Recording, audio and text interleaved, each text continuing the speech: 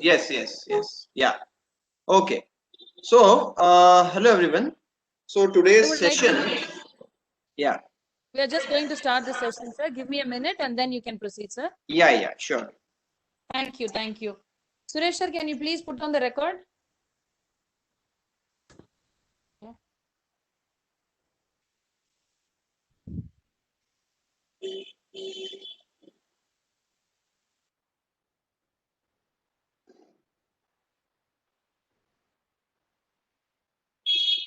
So good evening, everyone. On behalf of the core team mental health webinar series and the organizer, the Department of Psychology, the American College Madurai, and the associating partners, Madras School of Social Work, Red Pond Educational and Psychological Research Center, Madurai, MS Chelamuthu Institute of Rehabilitation and Mental Health, Madurai, and Psycho-Oncological Association, Turkey. We warmly welcome you all to today's session on cognitive fallacies. And today we have our resource person, Mr. Ankit Gokul Gandhi. He's not new to most of us because he has already been here on evolutionary psychology. So he's working as an assistant professor at BS College of Science and Education, Mumbai. And he has got experience in teaching different subjects like experimental methodology, statistics for psychology, and research methodology, and so on. He has also been teaching students of BA and MA in different colleges of Mumbai since 2012. Happy to have you here again, sir. The floor is yours. Yeah.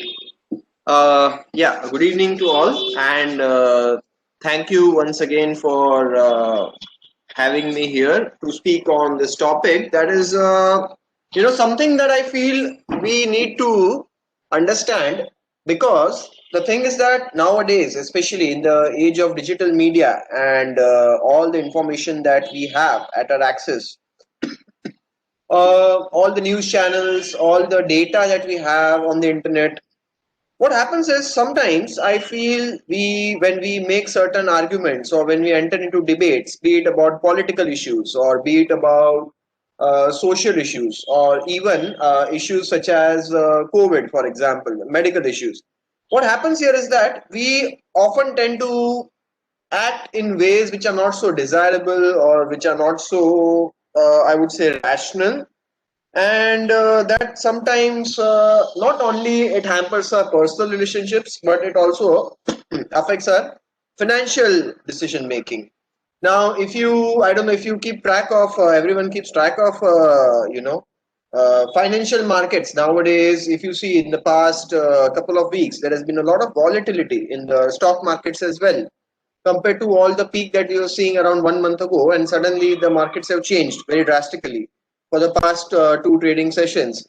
If you see what happened yesterday in the, in Delhi, there was some kind of disturbance in Delhi, where people were coming up with different theories of their own as to what is causing the disturbance, who are these people causing the disturbance.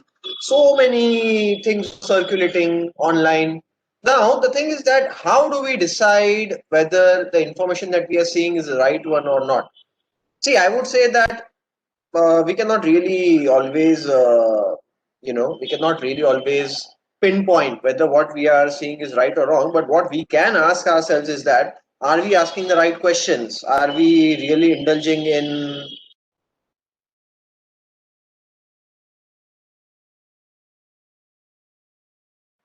I don't know why I got muted.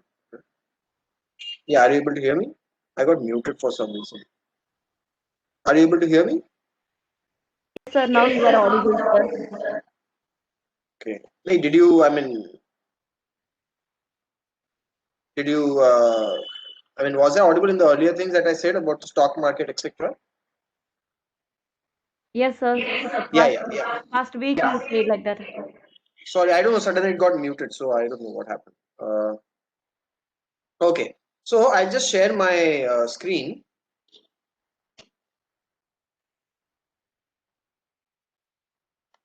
No, sir, your screen is not showing, sir. Yeah, now it's a white screen is showing, sir. Yes, yes, now it's visible, sir. Yes, yes. So, yeah.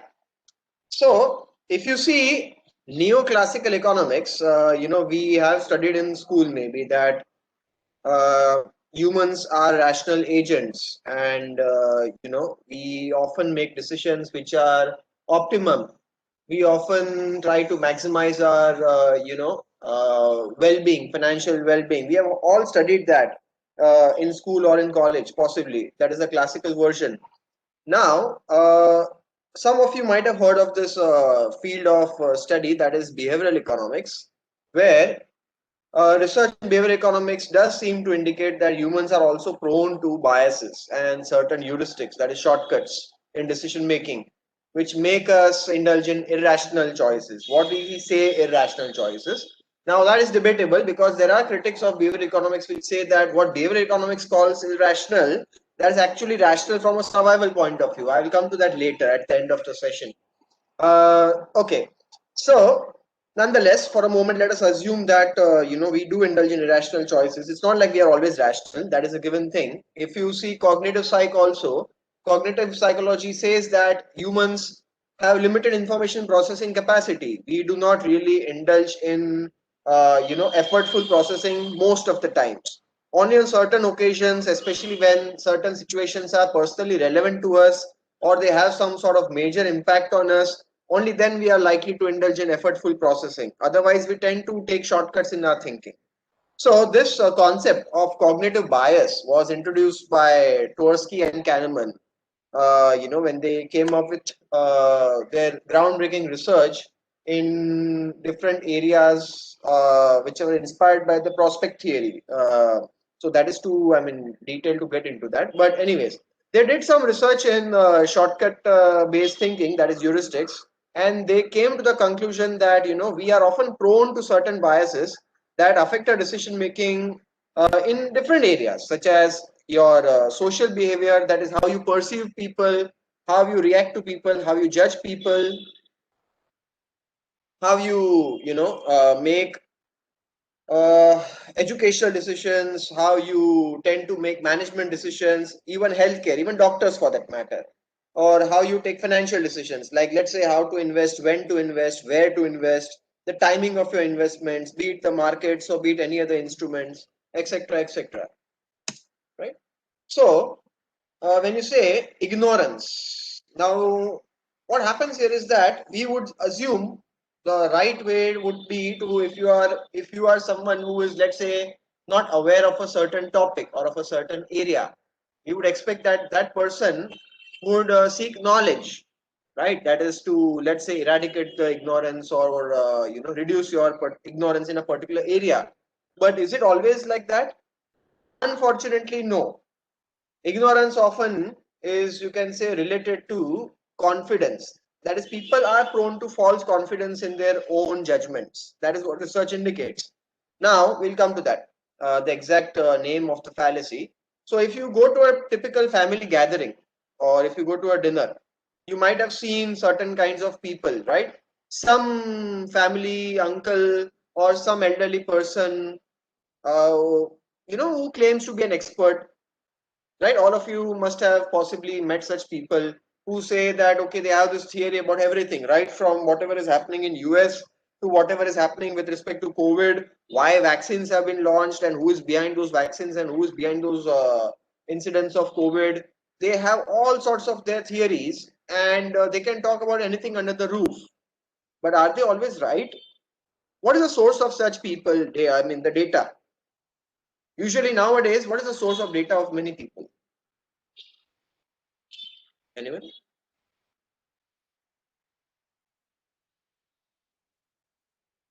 News, yeah, news. Okay, often people often rely on WhatsApp. Yeah, so WhatsApp is also a source of information. Now I'm coming to a specific fallacy, or you can say, a particular phenomena that we are prone to as human beings. That is known as the Dunning-Kruger effect. Now, what is this Dunning-Kruger effect? So, as I was saying, throughout the course of your family dinner, if your extended family member keeps talking about some topic and says that I am correct, and he or she does not care a hoot about what you think, and you feel that okay, you are not being heard, and you are labeled as being uninformed or just wrong, then that person, that is your family member, is suffering from the Dunning-Kruger effect. Now, this is named after two social psychologists who found this and described this first. Now, what they have seen in the research is that they have conducted many studies. What they've seen in the research is incompetent people. When they say incompetent people, we are not talking about in general people with a low IQ. We are not talking about that. When we say incompetent, we are talking about competence specifically to certain areas, certain narrow areas. Now, if I am a teacher of psychology, I would not be competent enough to comment on what is happening in the financial markets. That is not my area.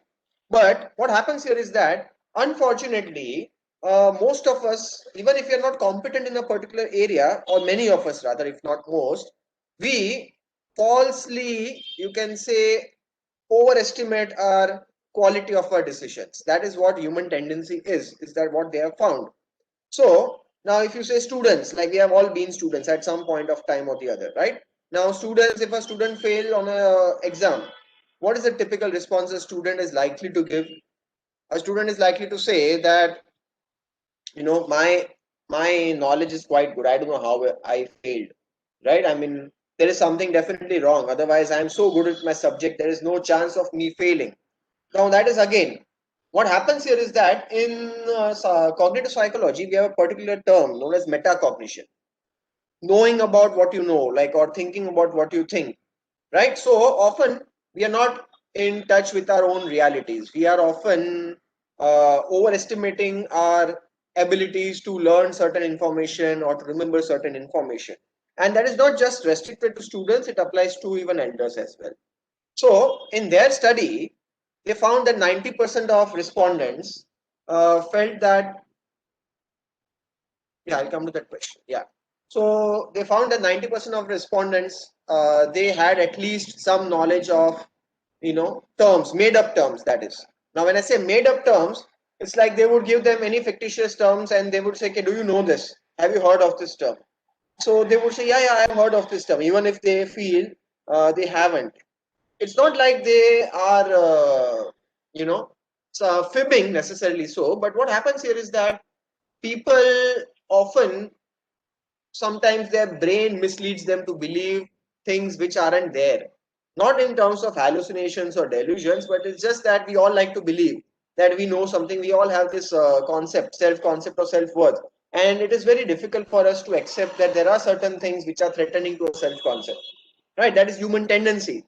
So no one will be, appreciating the fact that, okay, he or she feels that, okay, I'm not worthy or I'm not competent in this particular area.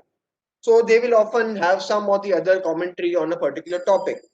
Now, does that mean that we cannot overcome this fallacy or this vulnerability to the Dunning-Kruger effect? No.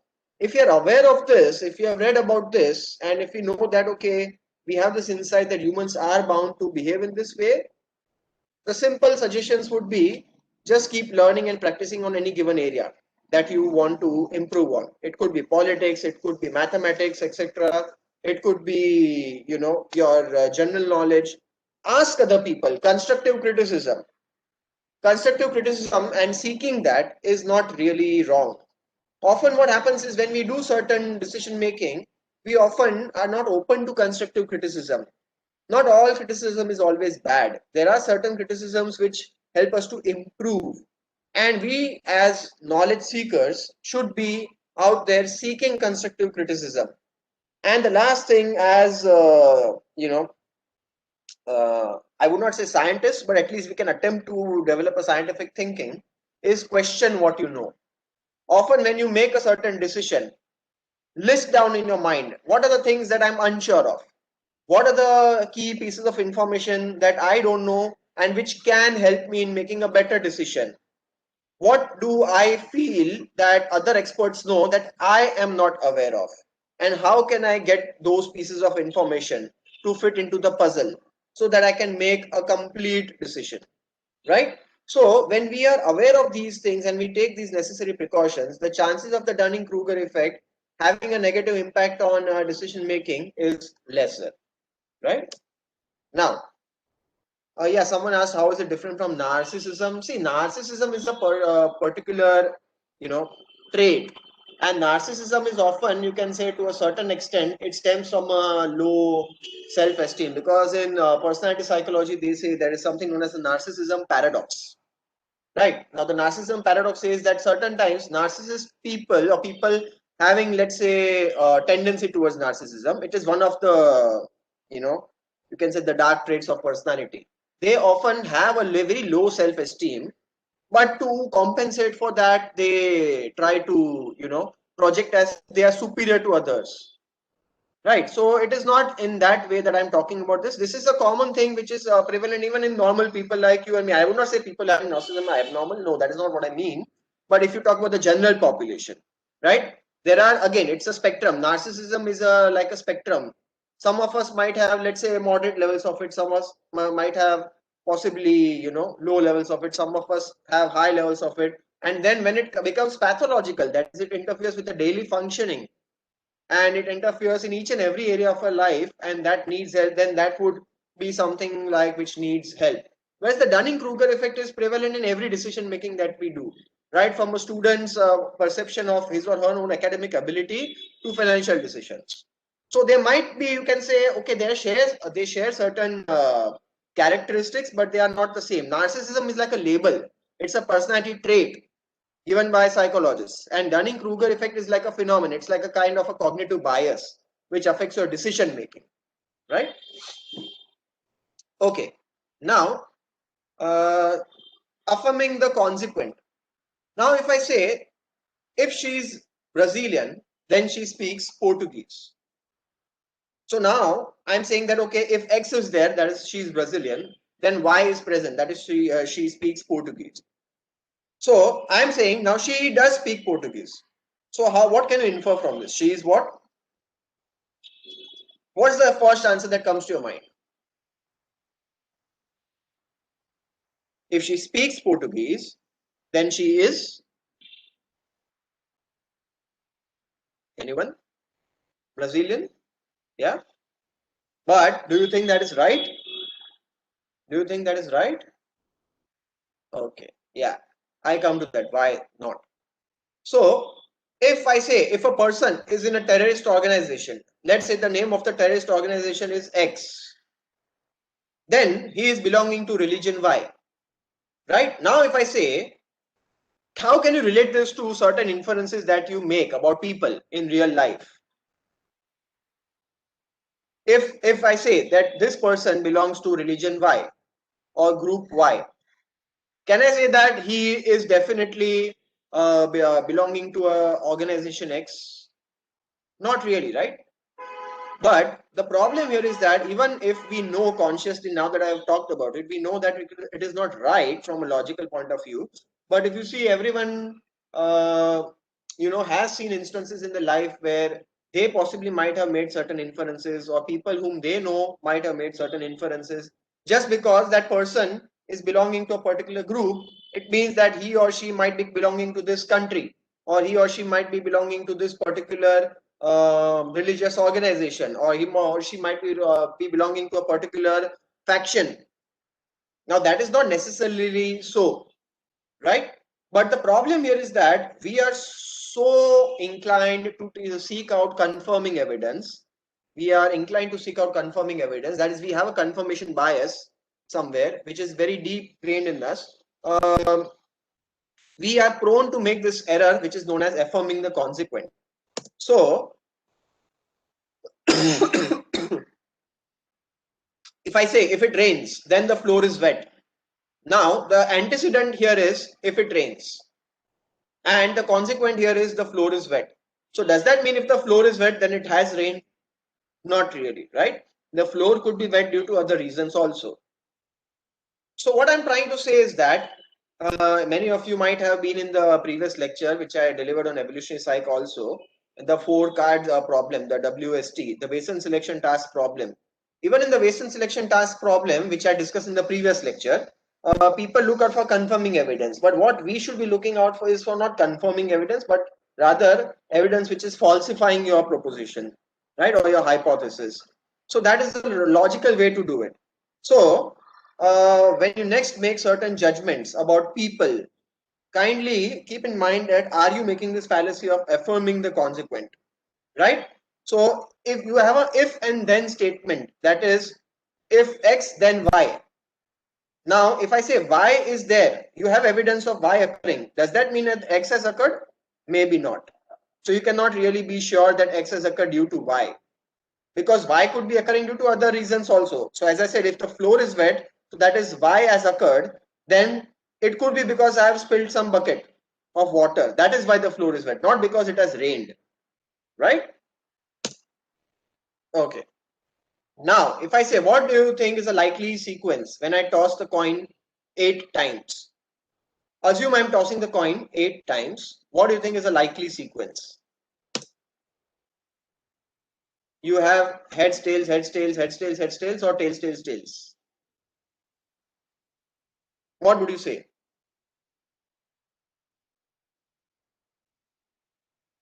Alternate, okay. So you think the first sequence is more likely, right?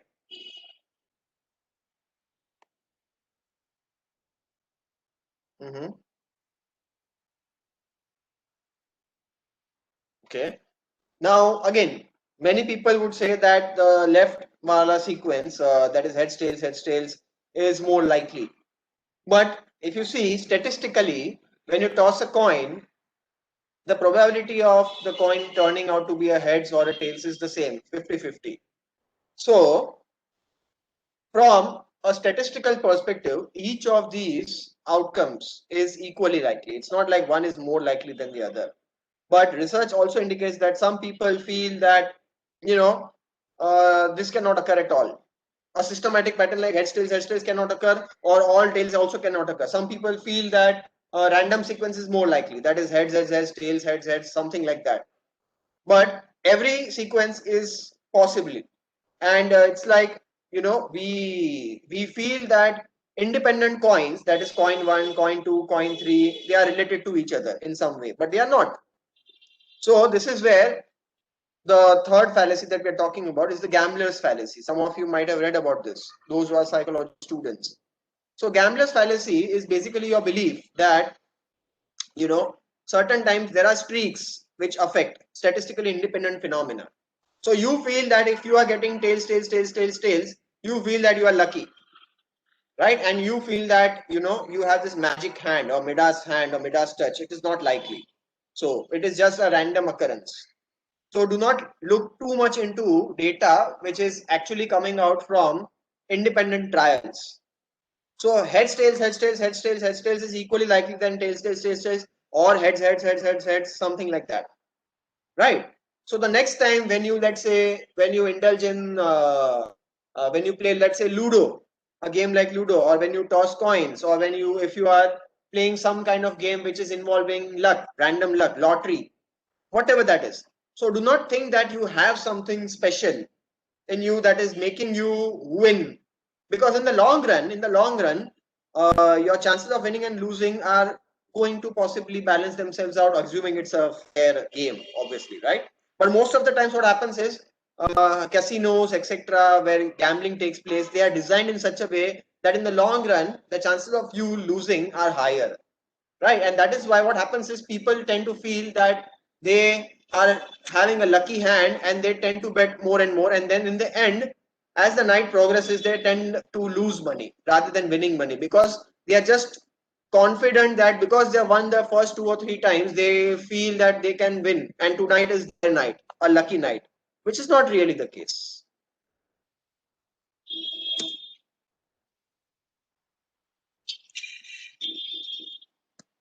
Okay, next is the slippery slope argument. So now what is this argument? The SSA argument. It is basically that if an action is taken, you believe that other negative consequences will follow. For example, if event X were to occur, then event Y would eventually follow. Hence, I cannot allow X to happen. Now, this is very common, especially in matters related to, religion, especially in matters related to politics, right? Now, if you remember, uh, a few, I think, months ago, or it has been a couple of years, that the Supreme Court, struck down that adultery law, if you remember, something like that. It was there in the news, right? Many of us might have read that in the paper. It's been what now, 1 or 2 years, or more than that, rather. So, anyways, so I don't remember the specific time frame, but the Supreme Court did say that okay, that particular law does not have any place in our constitution, right? Now, many people, that especially people who belong to a more conservative school of thought, they would say that okay, if this were to occur, if this law is to be struck down, then our society is likely to be an immoral society, right? And it is against our culture. Now, the same thing, the same thing happened back in 2015, where Ireland had a referendum where they were trying to understand whether should we allow gay marriage or no. And citizens had to vote whether they would favor legalizing civil marriages between individuals of the same sex or no. Now, one of the common arguments during that time also is what they saw against same-sex marriages is that if Ireland allowed gay marriage, then the next thing would be to allow same-sex couples to adopt. Like how we say in India, if I've seen many religious fundamentalists also arguing in a similar manner that if XYZ government comes to power, then a religious group Y will have a free hold over the country and the others will suffer, right? Or the vice versa. If XY or if ABC government is to come to power, then instead of religion Y, religion Z would come to power and all the other religions would suffer. So people have these kind of arguments about political issues without actually understanding that India has been a country full of diversity. We have been coexisting for many years. Not just now, but we have been coexisting for many years. Governments have come, governments have gone.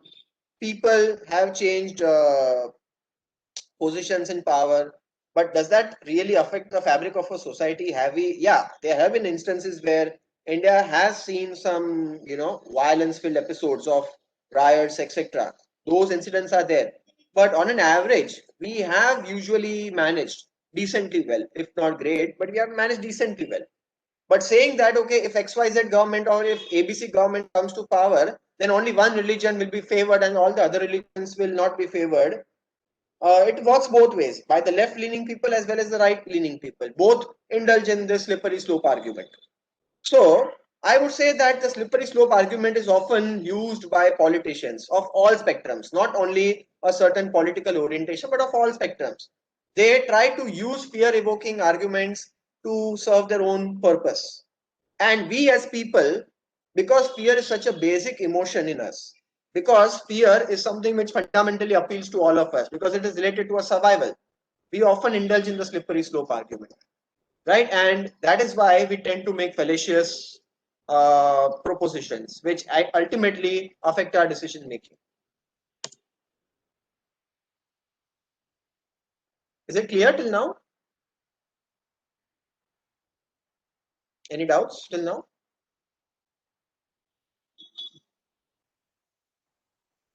Okay. Clear, sir. Yeah. So the next fallacy is the base rate fallacy. Now, if I tell you, I give you a description. Imagine your neighbor is a reticent, quiet person and is very well organized. Everything in her house is very well arranged alphabetically, books, files, etc. Is your neighbor likely to be an engineer, doctor, or a librarian? What would be your typical response?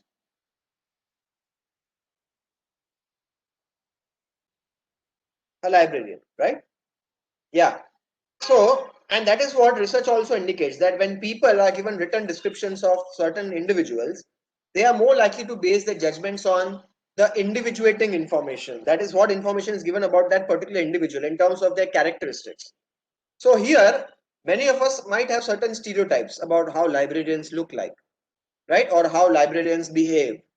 We have these stereotypes that librarians are very quiet, they are very well disciplined, they don't like noise, etc., etc., and they're very meticulous in their arrangement. But if you see from a probability point of view, in the population, in the larger population of professional people, a librarian, do you think is more likely than an engineer or a doctor, or less likely? Less likely, right? librarians are difficult to come by. It's like you would see hardly, let's say 10, 15 or 20 librarians at the max out of let's say 100 or 200 people. I'm not giving you exact statistics because I don't know that statistics. But what I'm trying to say is that it's like if you randomly pick up someone from the population, he or she is more likely to be turning out an engineer or a doctor or a financial person or something else as compared to a librarian, right?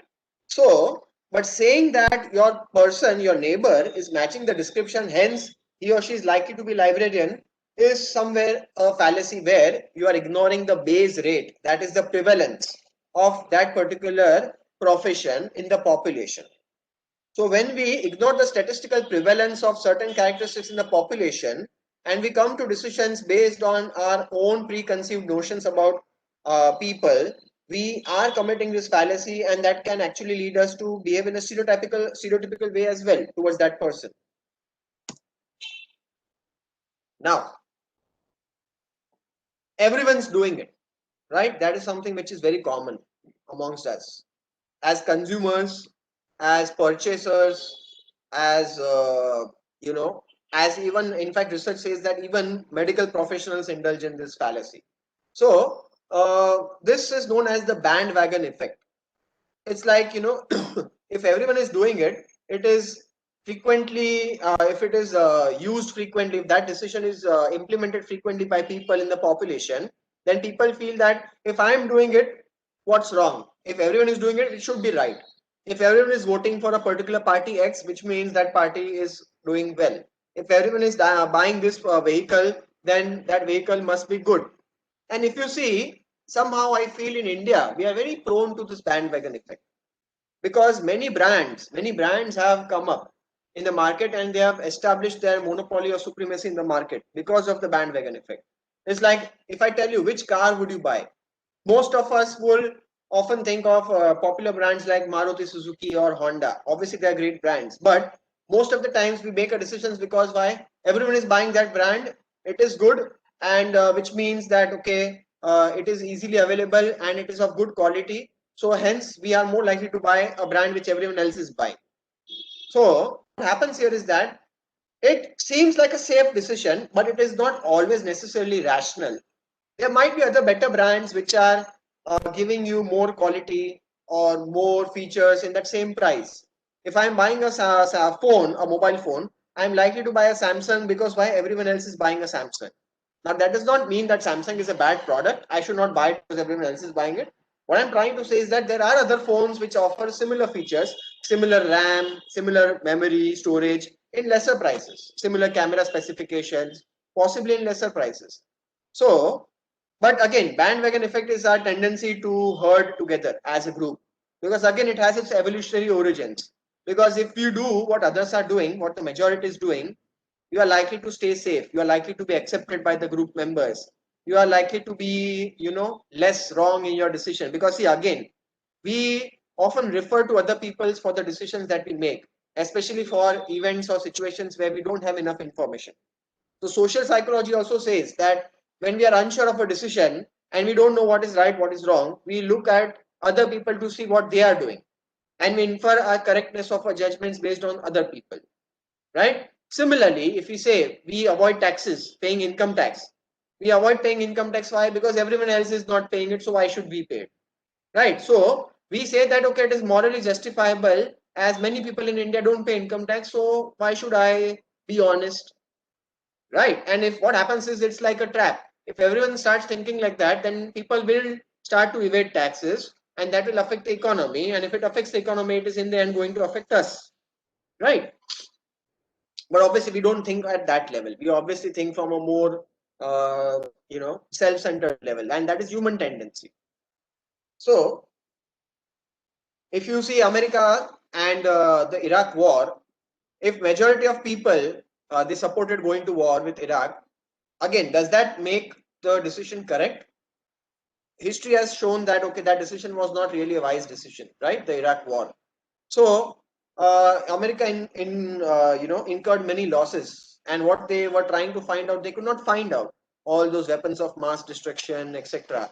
So Robert Sternberg has also noted that in his book Critical Thinking in Psychology that Just because everyone else is doing it does not mean your decision is correct. Okay. Now, if I tell you, this is the financial scenario that I'm giving you. Read the scenario for half a minute quickly.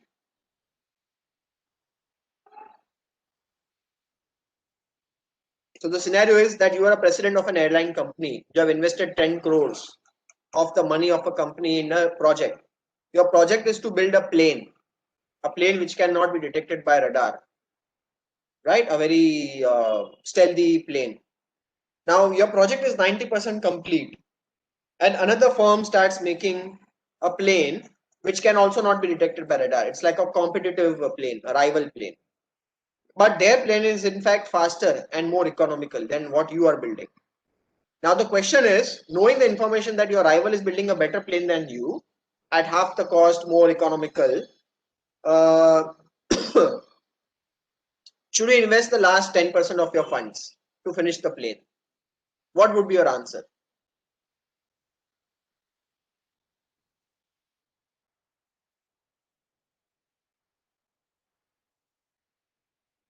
Yeah, I only see a couple of people answering. Obviously, yes. Okay, obviously yes. Why? Yes. The reason being?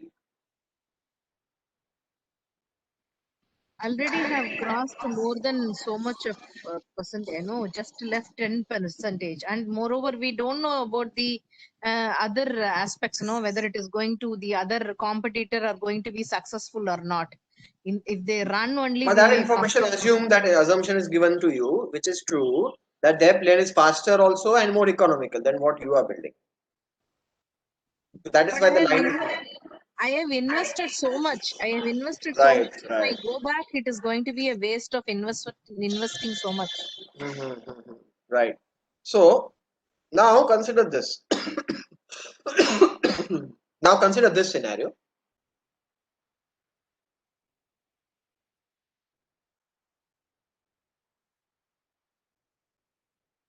This is another scenario. Just read this scenario.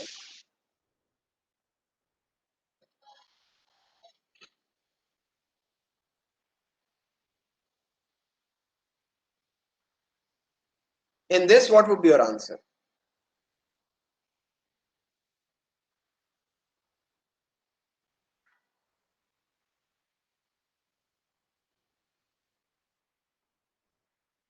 Would you invest in this scenario?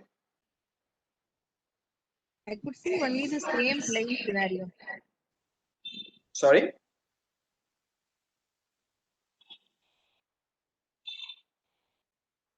Okay, what is the difference that you see in this scenario and the previous one? What is different?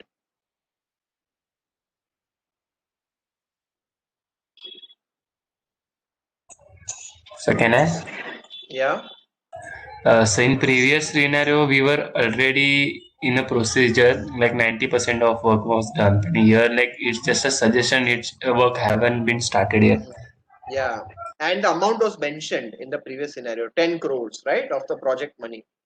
Here, the amount is not mentioned. Here, it is just written 1 crore, last remaining 1 crore, without mentioning of how much it is complete and what was the amount that you had, 10 crores, the budget. So, research indicates this scenario is actually used, but not in rupees. It was used in dollars. I have just made it in rupees just to make it relatable.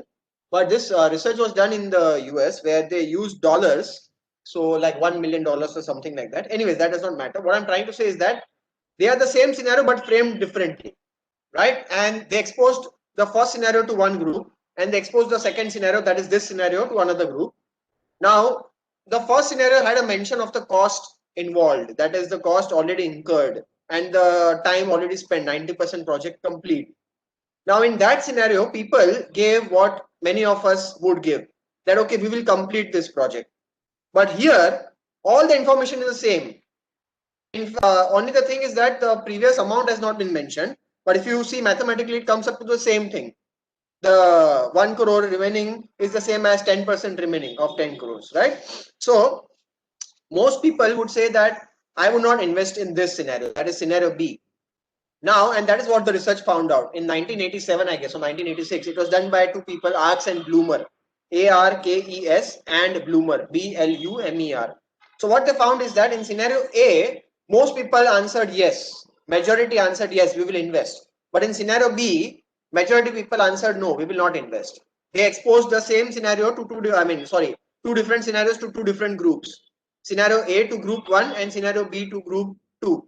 Only difference is that in the framing, right? So this is known as the sunk cost fallacy in financial decision making.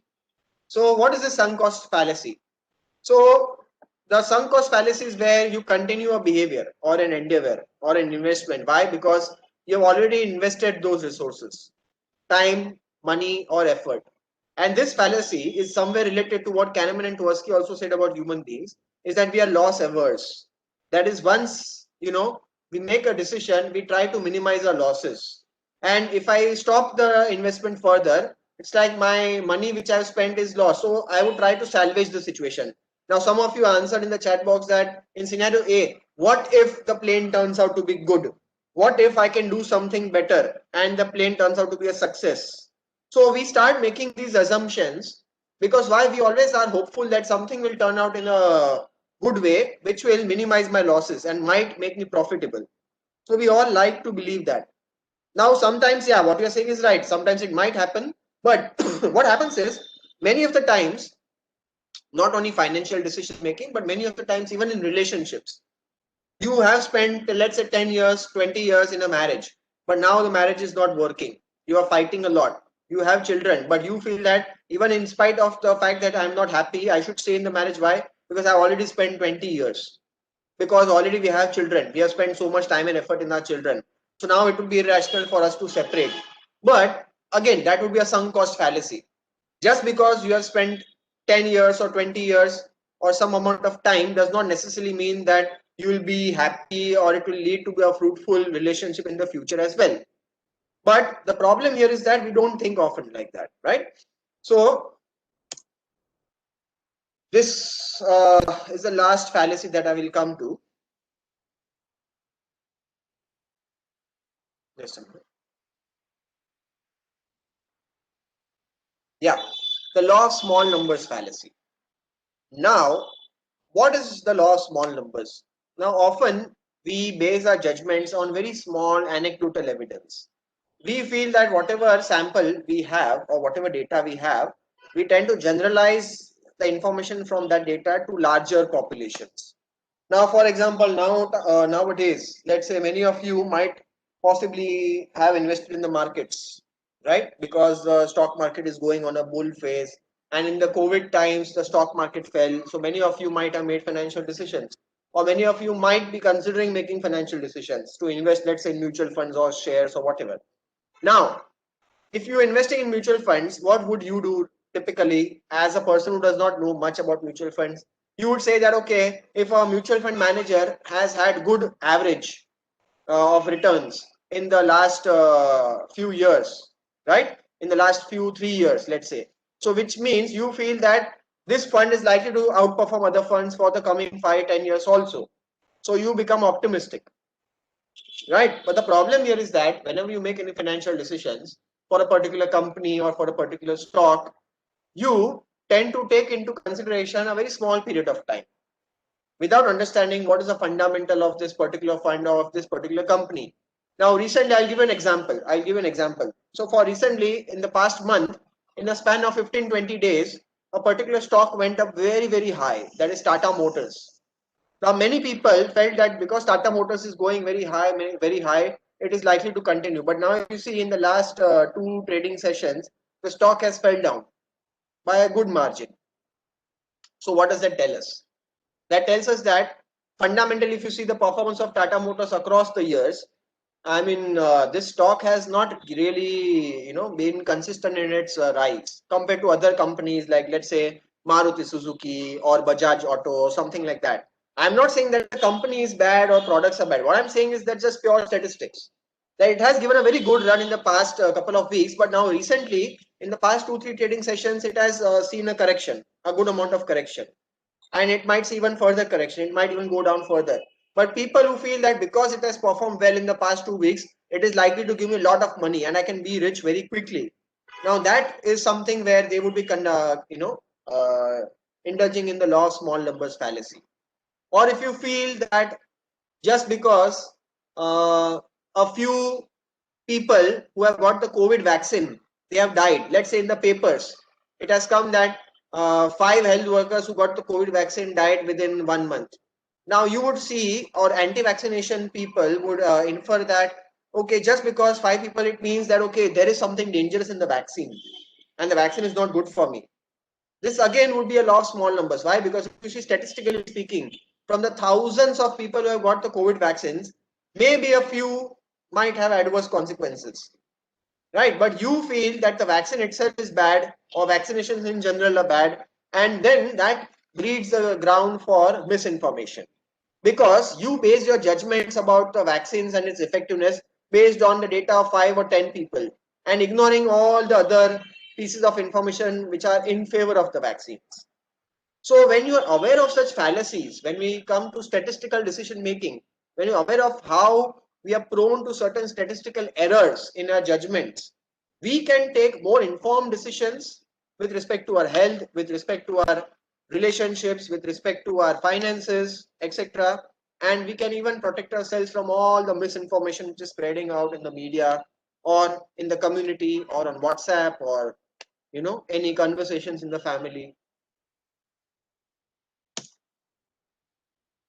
So I think with this, I would just end my presentation. Small presentation. Yeah. Any questions? So thank you, Ankit sir. You have done a nice presentation with nice examples. Thank you for that. And now I request the participants to post your questions by unmuting your mics or just put in the chat box. We'll take it forward. Thank you.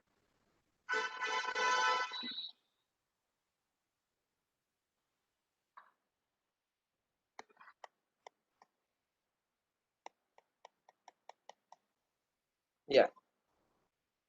Actually, Okay then. getting a lot of feedback in the chat. It's very excellent, wonderful. Yeah.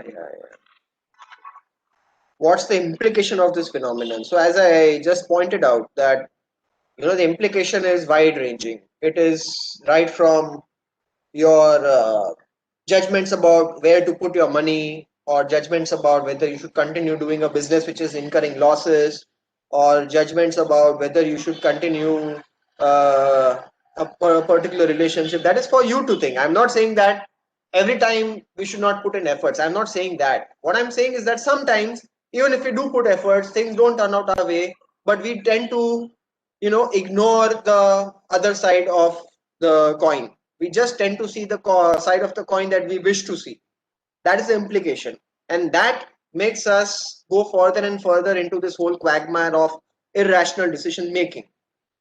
Right. Now when you say how to avoid these fallacies, so again, so it is a natural tendency to indulge in these fallacies, but does that mean that we are always likely to indulge in these fallacies? No.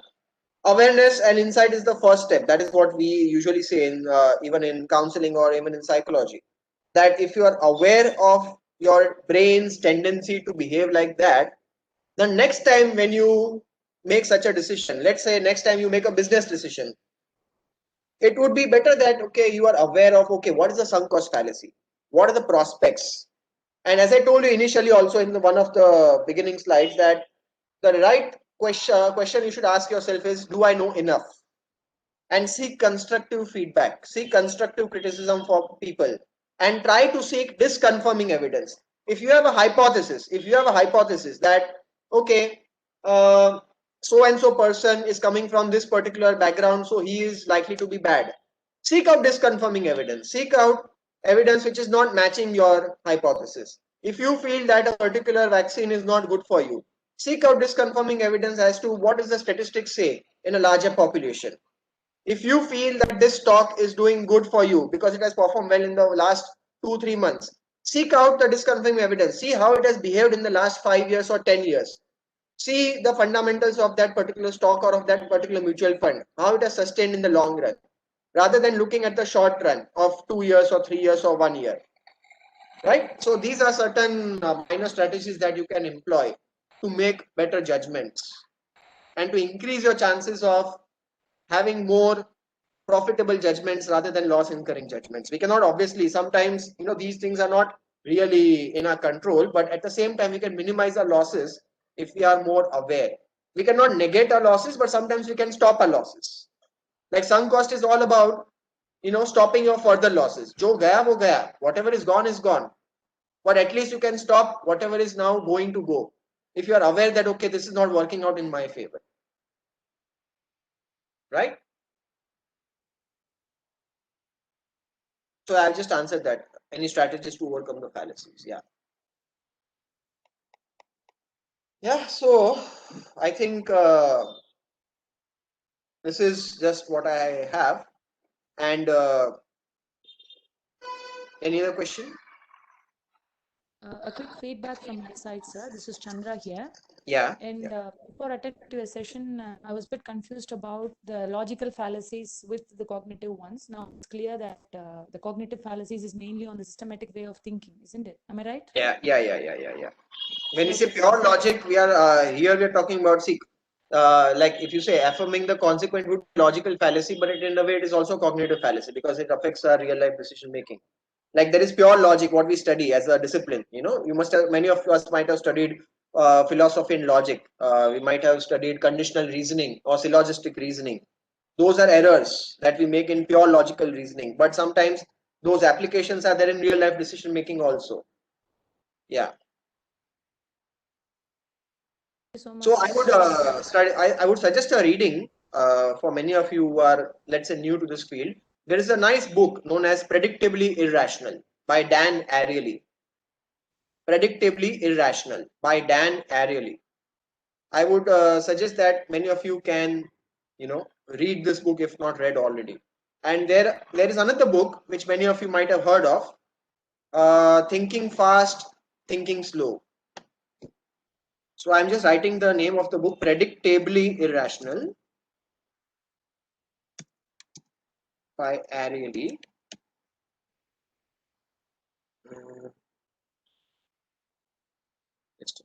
Where is the chat? Predictably Irrational, yeah, by Ariely, Dan Ariely, yes. And Thinking Fast, Thinking Slow by Kahneman. These are two books which might help you gain more insights into our decision making. So I strongly recommend these two books. Yeah. Any further questions?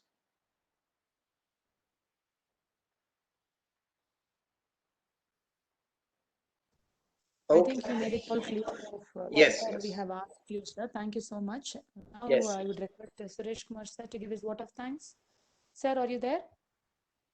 Yes, Chandra. Okay, sir. Thank you. Actually, I would like to thank Dr. Chandra for making this program very successful one and coordinating.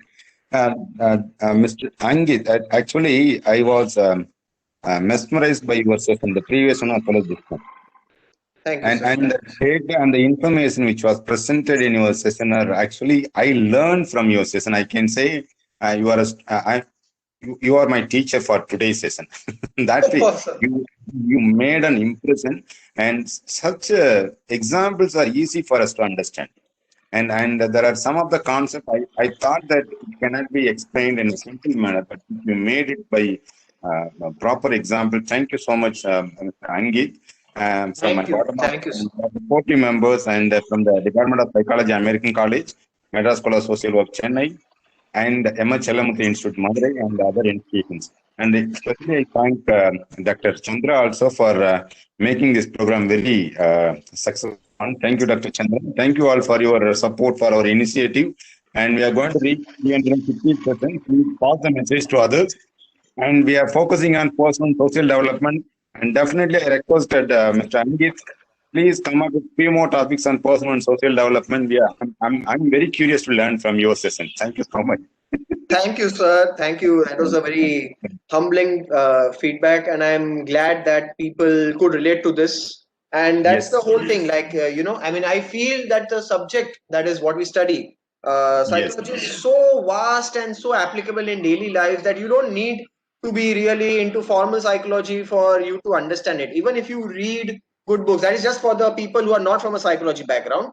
but sometimes even in minor decision making, you can learn a lot and you can optimize your decisions by just being aware. That is the whole purpose of this subject. It is not going to solve your problems, I feel, but it is definitely going to help you to solve your problems in a better manner.